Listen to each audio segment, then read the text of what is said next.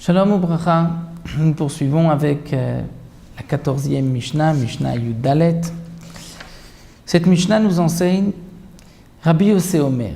Rabbi Yossé nous dit un homme qui a transgressé Shabbat pour accomplir la mitzvah du lulav, c'est-à-dire qu'il est sorti dans la rue avec son lulav, il a porté le jour de Shabbat parce qu'il voulait accomplir la mitzvah, il n'apportera pas de korban khatat pour avoir transgressé Shabbat. Pourquoi ?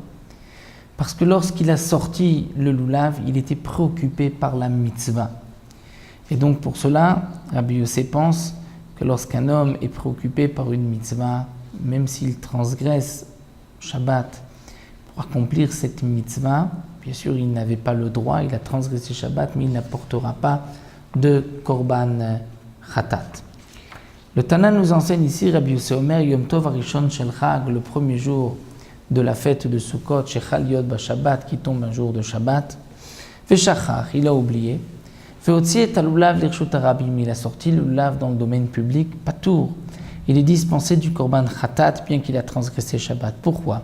Parce qu'il l'a sorti birshut, c'est-à-dire pour accomplir la mitzvah, et il était préoccupé par sa mitzvah. Là, le Barthénora nous précise, comme c'est marqué dans la Gemara, que normalement, puisque la Torah nous dit « Ulkartem lachem » vous prendrez pour vous, donc le premier jour de Sukkot, un lulav.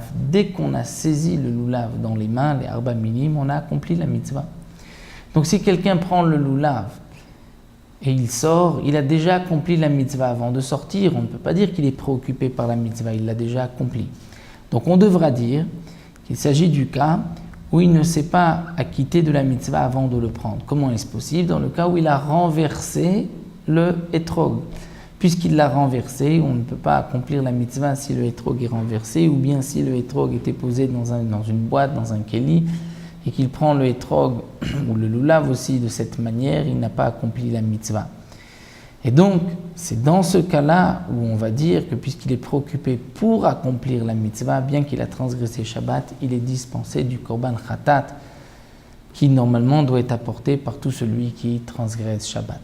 De là, nous apprenons aussi que le premier jour de Sukkot ou tous les autres jours, lorsqu'on veut accomplir la mitzvah, si on prend le lulav et le hétrog dans les mains et qu'on dit la bracha, cette bracha vient après l'accomplissement de la mitzvah. On a déjà accompli la mitzvah, donc il faut poser le hétrog, dire la bracha et ensuite le prendre, ou renverser le hétrog, le pitom vers le bas, dire la bénédiction et ensuite le retourner.